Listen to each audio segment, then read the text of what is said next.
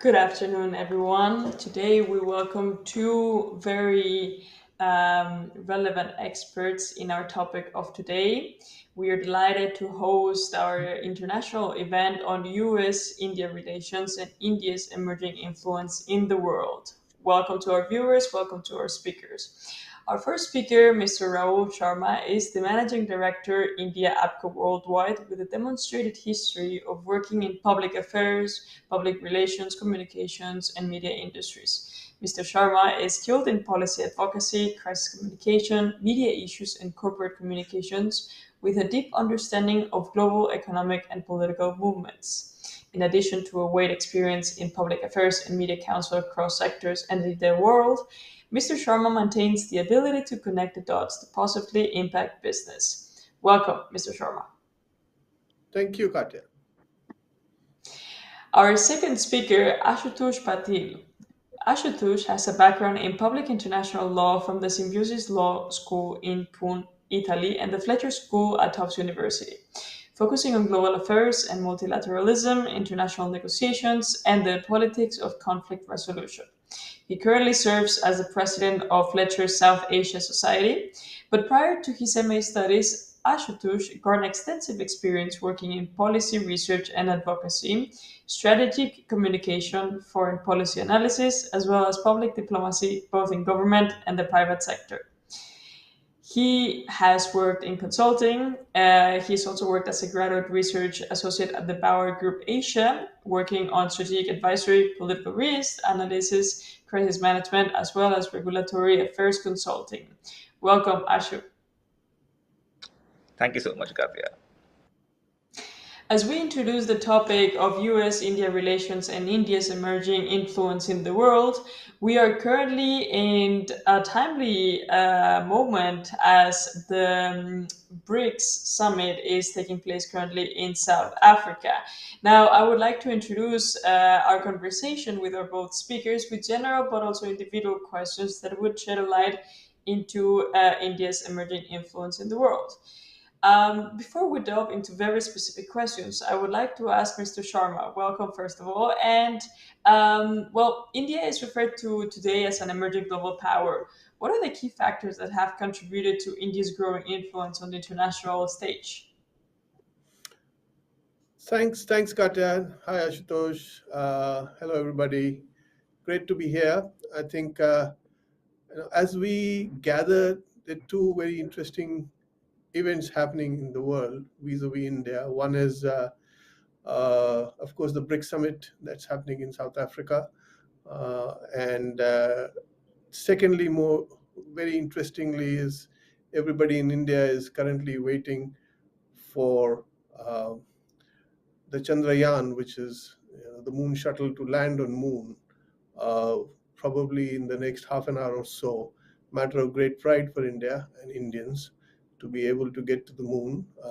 This after one of the previous attempts we failed. But I think uh, I will just go back a bit to 1969 uh, when Richard Nixon was contesting for the US presidential elections. And he wrote a piece in Foreign Affairs magazine where he made it aptly clear why there was a need to connect with China. At that point in time, of course, the two countries did not have any diplomatic ties. And the reality was that Nixon thought that the question he asked was, how could you not engage with the world's most populous country, which was China? Because it was a big market, which eventually opened up to US and US companies. And I think a lot of what happened in the last 40 years has now resulted in kind of tensions that you see between China and the United States. Why I'm talking about it is that officially, as we look at where we stand in the world, India today is holding the crown of being the world's most populous nation. Which means it has a huge market potential waiting for business. It's also an economy that's gathering a lot of speed. Uh, India is currently the world's fifth largest economy, soon to become the third largest economy. When you're talking of those numbers and you're talking about a population as big as India's, uh, India obviously finds itself at an inflection point, which many nations find themselves at various points in history.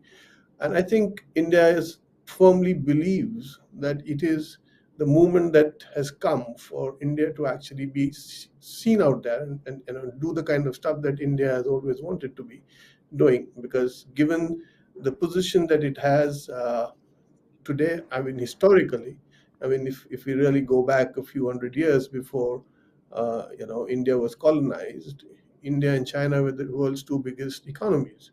Uh, and we are getting to a point where China and India will become eventually the second and the third largest economies of the world.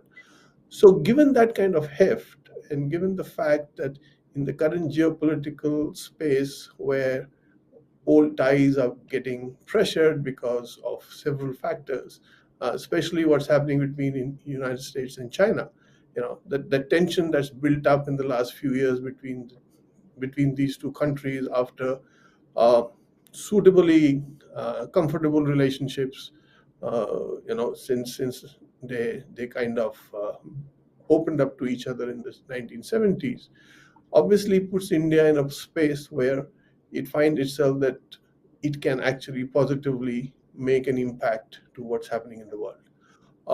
Also, in the last 10 odd years, I think what has happened is that there has been, in generally, a direction of a more muscular foreign policy from India, which has allowed it to position itself very interestingly at various forums.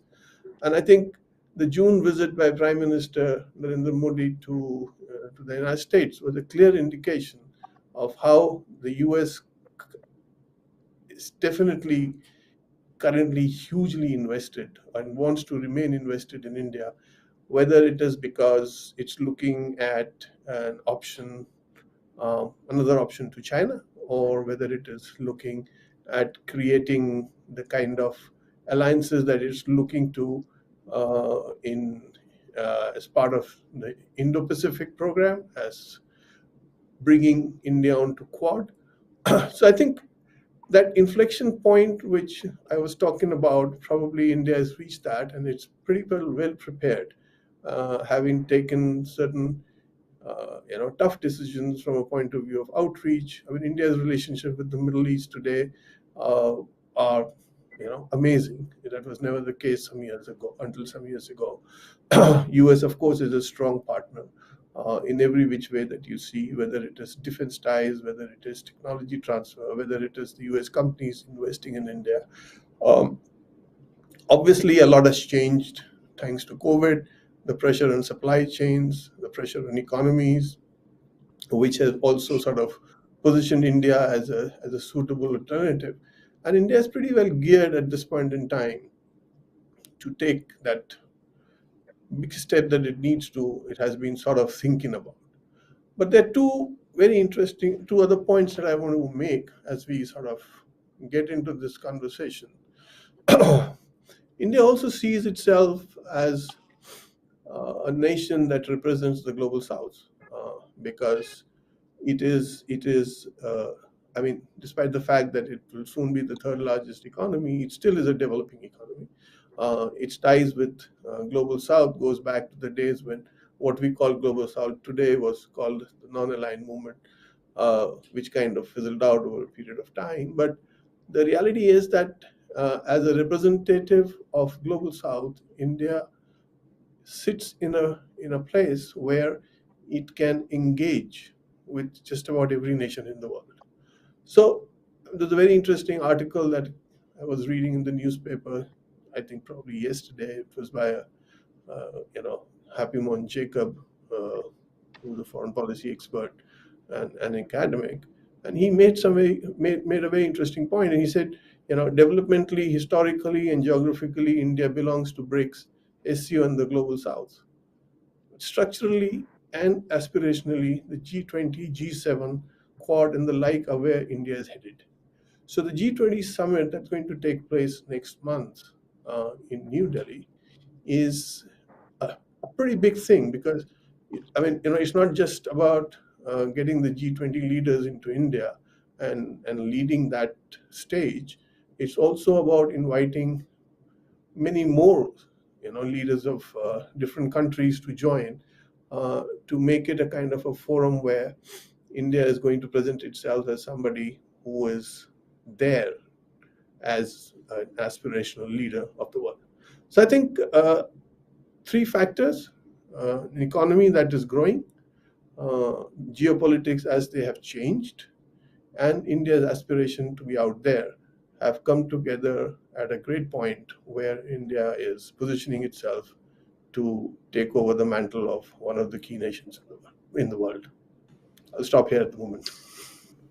Thank you, Mr. Sharma. No, it's a great introduction to for our viewers as well, and a good starting point to say exactly how geopolitics have influenced it, and precisely this is a point of connector to the United States. So you, Mr. Sharma, are currently in New Delhi. Ashu was until recently in DC, so he can comment on the United States perspective and exactly how the United States has utilized to a certain extent India, sorry, as a counterbalance to China, or to what extent has it actually utilized, right? We speak about foreign policy, politics, we speak about the military as well. Some topics that we would like to delve into are technology, how technology has actually become a catalyst for India to take a greater role in the economy, and obviously population density. Now, Ashu, I would like to turn to you along the same lines, and obviously a little bit further. If you have to comment as well on the previous question, please. You have delved into foreign and domestic politics in India. Can you explain to our viewers why is India such an important actor in the current geopolitical scene? What makes it so relevant, apart from what Mr. Sharma has said? Also, maybe elaborate a bit about India's defense structure and military posture. This is one of the leading topics that has or that was discussed at the meeting between Prime Minister Modi and Joe Biden during Modi's visit to Washington. So, how this military posture transformation, particularly through ambitious reforms that are being currently implemented, and also the prospect of the Quad. Now, these are quite a long, quite a lot of questions, but still go along the same line, and we'll set the tone for our next for my next questions. Yeah. Thank you, Katya. And thank you for inviting me here. I would like to thank the Warsaw Institute for having me on the panel. And building on the extensive overview, informative overview given by Rahul. So I feel looking at the past probably 5, 10 years, India's role in global affairs has actually been extremely significant. Now, so as pointed out correctly, that India is now the fifth largest economy, eyeing to be the third largest, and also being the most populous country. In terms of foreign policy, over the years, India's the core interest, which was limited to only South Asia or probably the Asian continent, has now expanded. And the fact that a think tank like Warsaw Institute is talking about India's global role or influence clearly showcases the importance of India, not just in the political and the government circles in the West, but also the fact that what the civil society thinks about. So, in terms of its broad-based engagements, I think India has moved, and as we after independence, what we call as the non-aligned movement, and now have, in the words of Foreign Minister S. Jaishankar, who talks about multi-alignment. So, the changing geopolitical realities, especially after COVID-19 and current the Russia-Ukraine war, I think the world has clearly understood that what role India can play. So we spoke, Dr. Rahul spoke about the demography. So India is the country which has one of the highest, in terms of the population, the demographic advantage, where we have the highest number of young population who are in the working age, right? And also with superior expertise in technology and other skills. So I think that's one of the major contributions which India can make to the world. Moreover, in terms of foreign policy, I think the realities, especially in the Indo-Pacific, when it comes to the geopolitics and the geostrategy here, I think the countries have realized that it's high time for India to go beyond its economic, military, and strategic might to look at the region, not from the Indo-Pacific, but also a broader world region, and that can be highlighted with the fact that India, being a member of the G20, which mostly has Western countries in it. India is also a member of the SCO, which is the Shanghai Cooperation Organizations, which is led by China and Russia, and also part of BRICS, which the summit which we're talking about, which is happening in South Africa. So it's very important for regional players like India to actually direct its foreign policy interest, and the fact that today the world is changing at such a rapid pace that a lot of countries talk about how deftly India is actually maneuvering in terms of the fact that on one hand, yes, India is a large democracy. Its interests align with a lot of other democracies, to talk about rule of law, to talk about international based rules based world order. And on the other hand, it's also about fulfilling the strategic and national core interests of the country, and that is exactly what India is currently doing, right?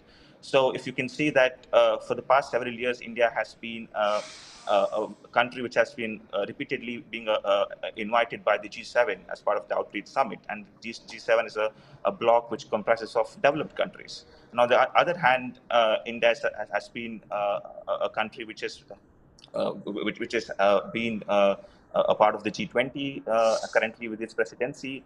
And some of the issues which actually India is looking at are global issues. When we talk about, let's say, addressing climate change, when we talk about addressing what we call how supply chains can be made resilient, how global public goods can be made accessible to all. And this was actually highlighted during the COVID-19 pandemic, when India started its vaccine program, at one of the first developing countries to actually to produce not just produce vaccines, but also to deliver to export vaccines countries in terms of the global for the larger good of the world.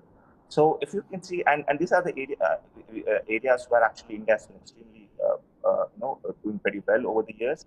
And going beyond in terms of, let's say, the US-India relations, how I see that, I was at the White House when Prime Minister Modi was invited on a state visit, and kind of reception India, the leader of India received in terms of, let's say, not just on a diplomatic, because ultimately diplomacy can be a lot of, let's say, it can be a lot of optics, but also on top of it, if you can see some of the major agreements which were signed, including, let's say, the talk about co-production of defense equipment. So the MOU which was signed between General Electric and HAL.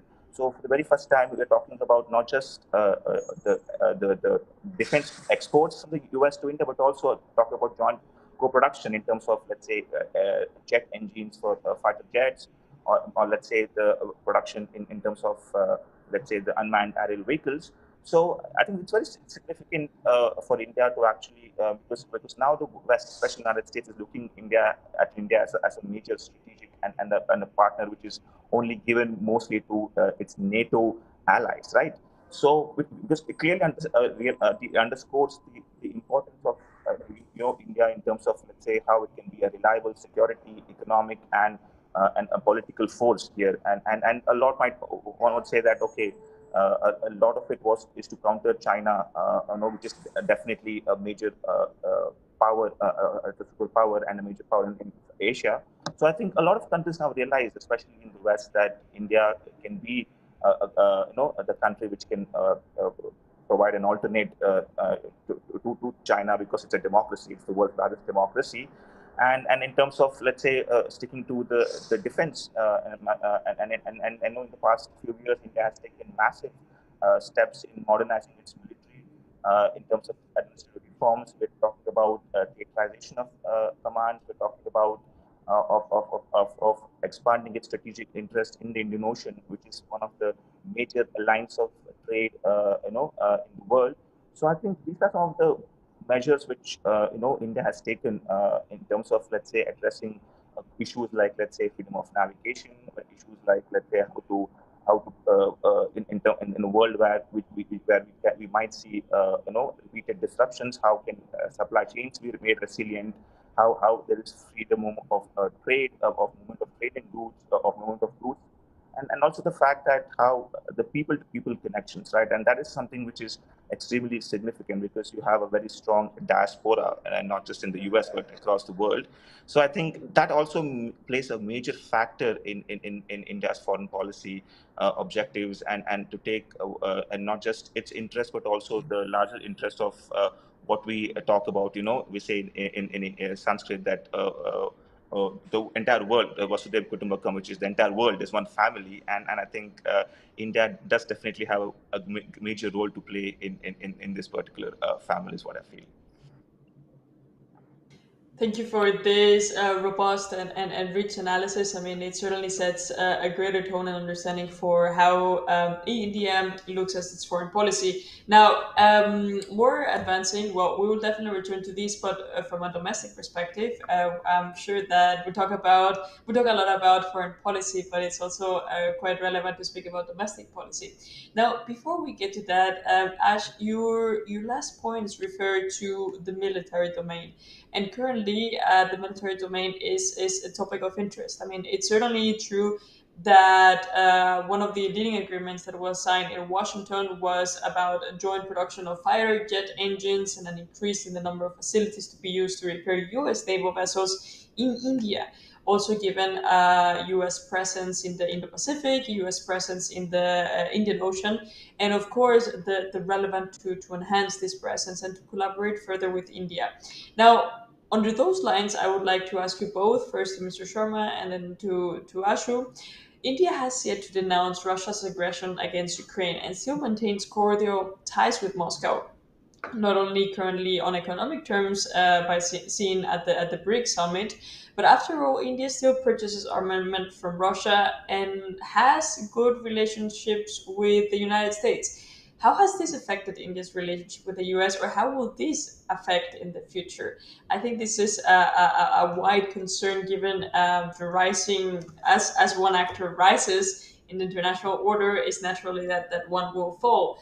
And in this changing and evolving geopolitical landscape, we're interested in knowing where or how will India stand. So I think, Katya, you know it's a question that's been asked very often since the war in the Ukraine started. Uh, I just want to make one point. I think every nation uh, works in its self-interest. Right? How each nation defines self-interest is, of course, a result of how the nation sees itself and what are its requirements and needs. So I think from that point of view, India has just taken its own stand, and India says and feels it is in its national interest to ensure that it gets cheap supplies of oil. And there's nothing wrong in it because India doesn't produce enough oil. It imports chunk of it, 85% up to probably more sometimes. And if it's going to get cheap oil, it's best to buy. Uh, there were some issues in the United States about it, but I think the United States also agrees and accepts the fact that India's got to look after its own interests, just like the United States needs to look at its own interests. While the US looking at, building deeper ties with India today is because at the end of the day, it is in its own interest. It is in the US interest to make sure that it has an alternative to China, make sure that it can do deals with other countries, which, and in China's case, in India and China's case, in US, if you look at the triangle, it's basically at one level, enemy is a friend, or how does that work out? Uh, the reality is that while India and the United States are very similar countries in terms of being democracies, in terms of being, the way they look at the world. The ties go long back. It's not that, but for a long time there was a huge mistrust between the two countries.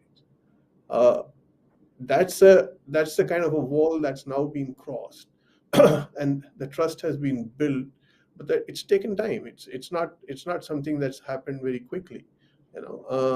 If you really go back and look at the 70s and the 80s, the peak of the Cold War, uh, the United States wasn't very keen on having a relationship with India because India was seen to be part of the Soviet bloc. Uh, it changed once the Soviet Union disappeared. Obviously, it became a unipolar world. India itself reached out to the United States. If you go back and look in the early 90s when, you know, then Prime Minister Narasimha Rao traveled to Washington, there was a clear shift in India's policy. The process started then. It was built through visits of President Bill Clinton, and then kind of cemented very well during the presidency of George W. Bush, the nuclear deal that was signed between India. So there were all these building blocks. Then President Obama, of course, visited India twice, if I'm not mistaken. Uh, so it's taken a long time for the trust to be built. But the trust has been built also because, let's be honest, it's in the interest of both India and the United States to worry about something called China. It's a huge elephant in the room for both the countries. uh, India has had problems on the border with China for a long time. United States today considers China to be a bigger problem than it ever considered in the past, and that reality brings the two together. Uh, Number one. Number two, United States also, was heavily invested in Pakistan for a long time. That investment has now reduced, or so it seems. Time will tell. But I think building relationships take time, and relationships are built largely on the basis of mutual interests. And at this point in time, there is a definite interlocking of interest, mutual interest, where India and the United States are concerned. So you see the surge in relationship. Similar thing, if you really look at it, the US-China bit, despite the trade sanctions, despite whatever has been happening, the trade between the two countries has actually increased in the last 2 years, if you see the numbers. And that shows that the delinking of the two economies, the Chinese and the US economy, is not that easy. It's going to take much longer. But yes, I think the fact is that India is a growing economy. It is a definite alternative available to big global corporations to come and invest. And India has been making a lot of effort and laying out the red carpets for global companies to come and increase their investments. And that's going to sit well. And that's going to sit well with the American companies, with the American economy, for the Indian economy and the Indian people. At one point, I really want to sort of focus on what Ashu was talking about earlier. I think the Indian diaspora has had a very interesting and a very um, decisive role, I would say, in bringing the two countries together. Uh, if you really see the Indian diaspora in the United States, it's pretty well placed. The Indian origin, Indian Americans are among the top earners in the country. They are now today in influential positions. They are in deep in politics. They are heading some of the biggest global companies, right? So I think that by itself is one of the factors that has made it kind of easier for the United States and India to operate together, because there's a lot more discussions going on.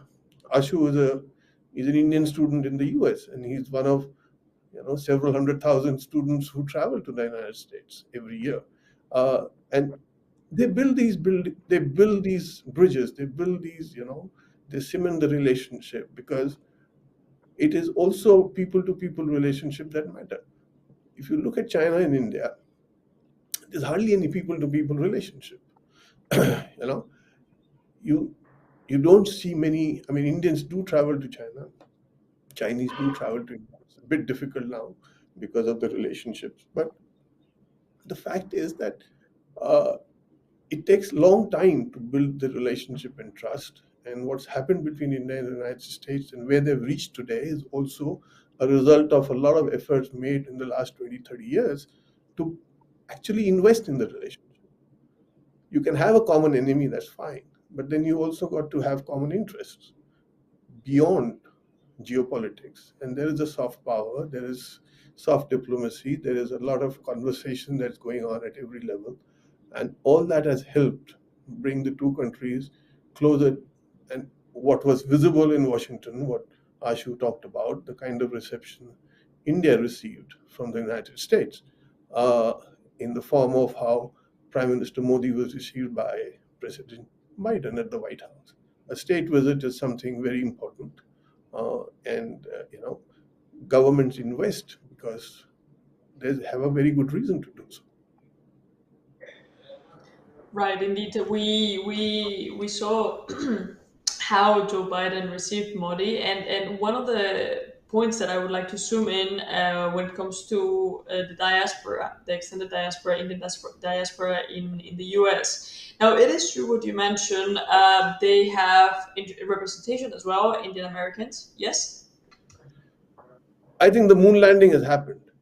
So Okay. congratulations The for that. moon landing is happening now as we speak. I will make sure to inform as well my comms to have Yeah, updates on I heard this. some, there was a live telecast happening. I heard some clapping around. So I think that has happened. But I can't Really? confirm it. Well, It's a matter of pride. it is indeed, it is indeed a matter of pride. I mean, it's international pride. It's also domestic pride. What's happening now? I mean, the fact that now India has positioned itself as a technological power as well. So we speak about foreign policy, we speak about military, but we have to speak about also the technological power and the technological powerhouse that is now India. We will return to this the point for sure, but first I would like to continue on our line of questioning, which deals with the international diaspora. As I was saying, now the US has a representation of Indian Americans who, according to the latest numbers and according to the latest research, were also determinant to give Prime Minister, well, Modi the winning victory, the decisive winning victory. Now we see this with great applause. But the domestic sphere is sometimes somehow overlooked as well in the international fora. Now, India was also criticized for its rule of law and democratic practices, or quote unquote democratic practices. Now, this for sure sparked many debates as to how India should be seen globally. Yes, as a powerhouse, but then domestically, it's somehow still obscure to the international. Now, actually, you and I had this conversation on a previous occasions, and you made some pertinent points. Now, please, could you share these with our viewers? Absolutely. So I think, as you know, a student of foreign international affairs, we know that mostly a foreign policy of a country on a large is a what do you call has repercussions based on what the domestic policy, because now today we live in an extremely globalized world where actually actions in some part of the world can impact, if you're sitting in another very different corner of the world. And I feel that domestically, looking at the previous 9 years of Modi's administration, so it's very important to know that first of all, this government is on a mission of bringing large scale reforms, right? So let's say when we talk about let's say reforming the taxation system, reforming the public health infrastructure, reforms in terms of let's say improving ease of doing business here, As I'm and aware, sorry to interrupt. As I'm aware, also now that you speak about reforms, there's also a proposal to reform the caste system in India. As we know, India has a very strong caste system that has determined like for historically as well. Sorry for the interruption, but also yeah. marking point and also gaining momentum. Absolutely. So I think these are some of the measures which actually one would say that we talk about you spoke about the mandate which the current government has, right. So I think it's very important to see that that the majority of the people who have voted for the Modi government have voted in favor of these large scale reforms, because when we talk about a bulk of the people, the aspiring class, and not just the middle class, but also the high net worth individuals, and also the middle class and the lower middle class. So I think the government is able to what do you call, be in sync with the aspirations of the people. And that is very important, because we are at a time when actually, and as Rahul pointed out, he spoke about the Nixon China moment. So I think this is a moment for India, although we are a little late, but for India to actually realize its potential in terms of, let's say, economic growth, in terms of employment, in terms of let's say how we can, let's say, prepare ourselves for the next 25 years, because in 2047 India will be celebrating its 100th year of independence. So that way, I think bold reforms measures are something which are very much required at this moment, which will continue to bend, because as a lawyer, if you ask me, like India currently is now we have passed, like introduced legislation to overhaul criminal the law system, the criminal law act, because it was still a colonial act. The laws which need to which needs to change, because it's India is now what you call moved beyond that particular era of colonial what you call hangover. So I think it's very, and that is something which the government it was able to cash in terms of, let's say, and why it became so popular. And in terms of, let's say, democracy, I think it's very important for one to understand, because I talk to students here, I talk to people, and coming to the United States, we speak to people from across different religion, different ethnicities. So it's very important for India to understand that domestic political and security and stability and security is extremely important for India to realize its global larger global goals, right? And when you talk about, let's say, how India, the service sector is booming, how, let's say, how in India is now, Katya, you're a student of technology, and you know the importance of semiconductors. So India is making a very major ambitious plan to to invite semiconductor companies to come and invest, so that we can what do you call produce those chips, which is extremely vital component of any any machine. So I think for that to happen, I think India has to open up, let's say, its market, and a lot of these companies would look at the political situation, because as a student of political risk management, so we understand that they can have large scale implications when it comes to the economy of a country, and it's very important for the current government to to make sure that there is stability in domestically. So and for example, because when you talk about India's foreign policy objectives, we talk about let's say, we talk about how India is now just not looking at the Indian Ocean, but also being a major regional power, right? And also eyeing on to become a major superpower. So this cannot happen if we don't have long-term what you call political stability here. And in terms of, let's say, being a democracy, a federal democracy, I think actually considering the complexities of India, we have to understand that even the regionalism and how, let's say, the democracy has to be, let's say, so very well entrenched, and it has to be able to empower people. And I think these are important issues which will actually impact India's what you call overall not just domestic policy, but also foreign policy objectives. And one way, and then in terms of that, one point I would add on the Russia-Ukraine issue. So we shouldn't look at it just in terms of, let's say, India being what do you call India buying oil from Russia, or, let's say, it's defense what do you call cooperation. But on multiple levels, if you see at the topmost level, Prime Minister Modi, during his interactions with President Putin, has mentioned that it's not the time for war, right? So which clearly mentioned that India has very what do you call openly spoken about how considering the uncertainty of times which we live in, it's very important. We don't want to live in, and this particular Russia-Ukraine war needs to be ended. So and in terms of, let's say, broadly, I think if you see over the years, India has been diversifying its military and defense purchases. If you ask me, I think we are more looking at United States. Already spoke about co-production and the various defense agreements which we have with the United States.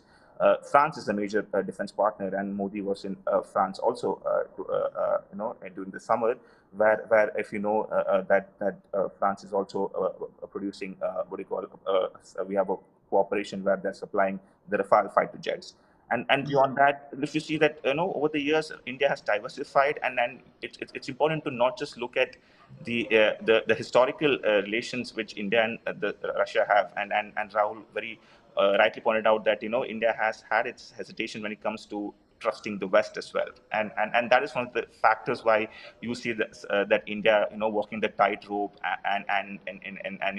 and diversifying its, let's say, foreign policy objectives, and looking more at being a country which is, one would say, not non-aligned, but more probably multi-aligned, and not just focus on one particular issue.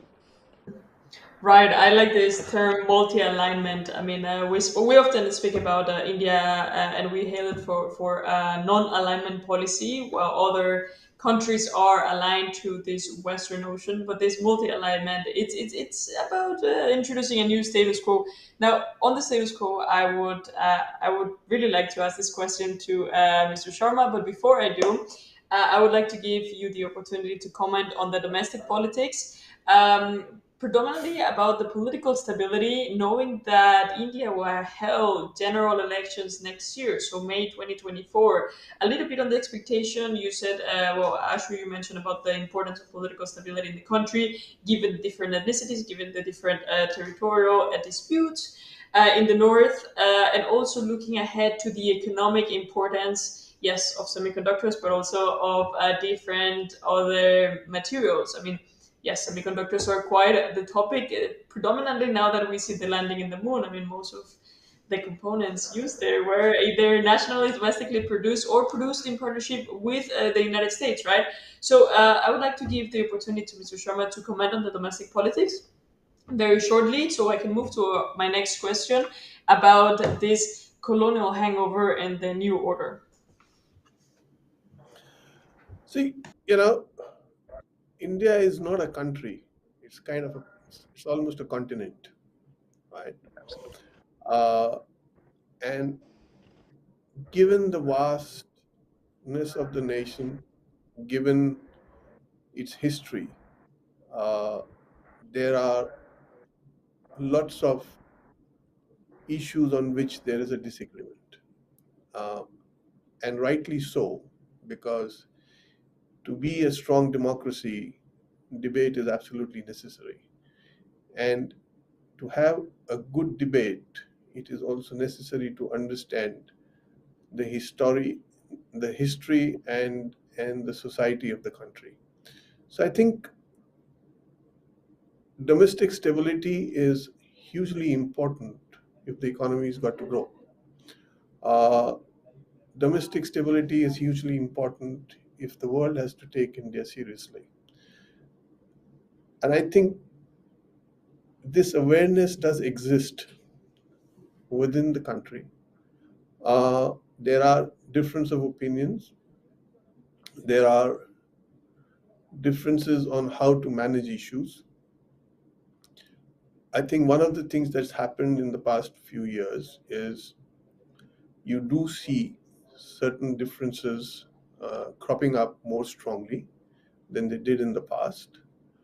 But I think as a nation, what India needs to do is ensure that there is consensus on everything that matters to the country. That's the most important part. For consensus, you do need discussions, and I think those discussions do happen. Uh, the difference in opinions will always be there. It is eventually how do you ensure that as a country, uh, India is able to address the larger good of the larger number of people.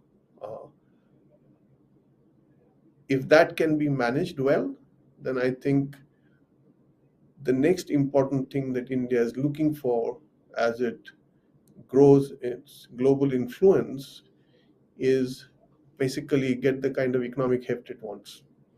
Uh, Large economies are taken seriously by other nations uh, because it's the economic strength that makes the lives of people easier.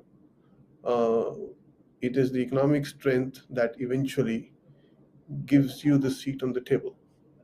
I think if India has to make sure that it gets the seat on the table that it requires, it has to grow economically and it has to manage expectations of everybody, every citizen of this country.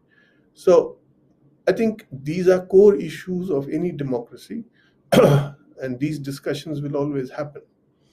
Uh, how the world perceives you obviously depends on how you project yourself and what you project. If you want the world to see you as a strong nation, then you need to project strength.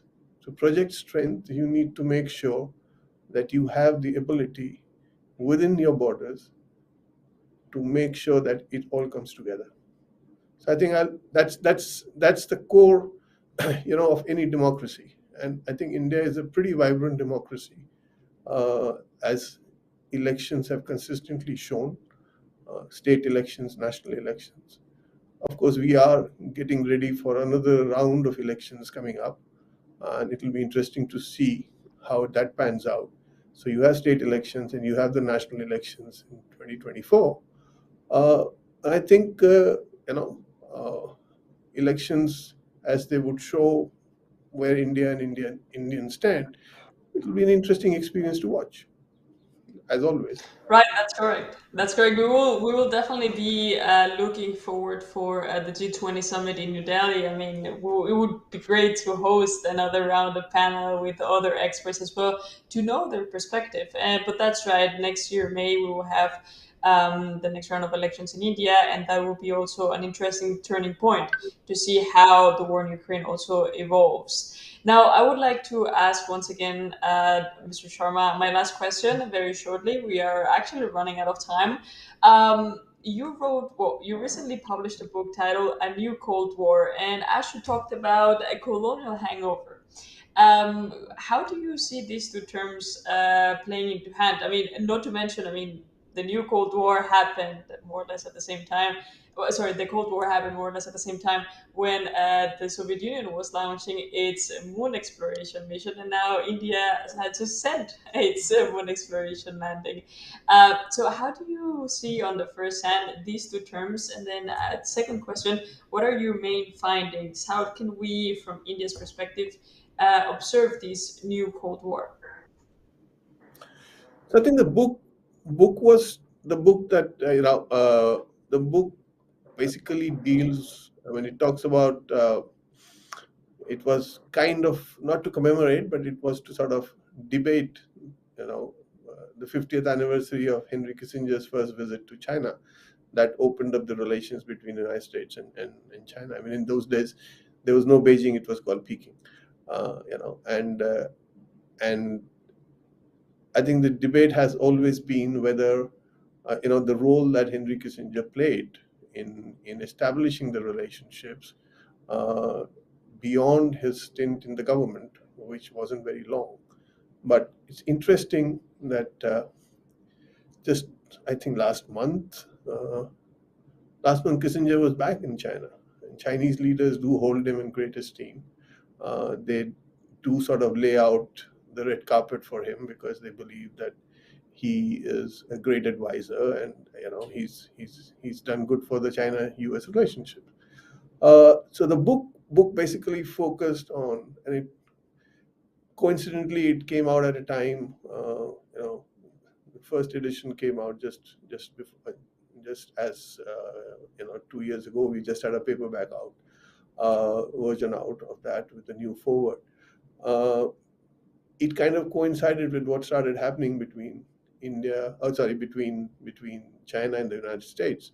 Uh, the kind of tensions that started building up, some of which is discussed in the book, and the reasons behind it, what kind of prompted this thing to happen, and how the relationship had developed over a period of time. But I think the Cold War, uh, the new Cold War, as you see, it's something that's talked about, but is it really a Cold War? Time will tell, because what happened between the Soviet Union and the United States was very different than what's happening between the United States and China today. At that point in time, I think Uh, Both the United States and Soviet Union were pretty well aware of each other's, strengths, and they made sure that there was a way that they dealt with it, uh, so that the world was not affected too much. Here between the United States and China, it's something very different. It's not so much about military power at the moment than it is about economic power. But the strong economic linkages that the United States and Soviet Union never had, do exist between the United States and China. Uh, and like I said earlier, it's pretty difficult to de-link very quickly because the reliance between the two is very strong, very deep. So we are in a kind of an uncertain world at the moment, because as Chinese economy slows down, one's got to see which is the next big economic engine for the world. And I think a lot of countries are putting that bet on India. And Ajay Banga, who's the president of World Bank, was recently quoted as saying that India has a good window of opportunity of about 3 to 5 months, 3 to 5 years, sorry, to make it big. And indeed, I mean, that window of opportunity does exist.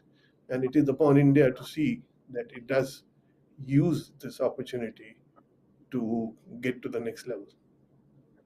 Yeah, that's correct. I mean, the highlights these days are exactly this. I mean, how China is actually struggling with an economic meltdown and questioning whether it will recover, and obviously how and to what extent Chinese meltdown will economic meltdown will affect the rest of the world. Now, if India does step in and strengthen its relationship with the United States and also act as a mediator with Russia, perhaps another positive outlook can be expected. Well, I would like, I with wouldn't, that I note, wouldn't, I wouldn't, I wouldn't call it China meltdown. I would call it a slowdown.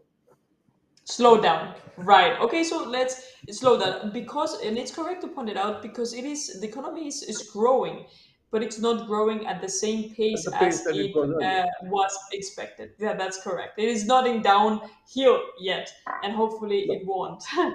Right. So So with that just note, remember, every time China grows by 5%, it adds a few countries to itself in terms of economic heft. right. Well, I guess we will have to have another panel about China US India relations. That will be an excellent opportunity to discuss this and more other topics. Unfortunately, we ran out of time. We don't have time to cover more ground, but still, we would look forward to host another round of panel. Mr. Sharma, Ashu, thank you very much for providing us with your insights and to our viewers and for taking the time to share with, well, your knowledge. Thank you very much. Have a wonderful day. On behalf of the Warsaw Institute here in Warsaw, Mr. Sharma in New Delhi, and Ashu soon to return back to DC. Thank you. Thank you, Katya, and Thank you. thank you, Warsaw Thank Institute, for having us. It's been a pleasure. Yeah. Thank Thank you you. so much. Yeah, it was a real pleasure. Thank Good you. day.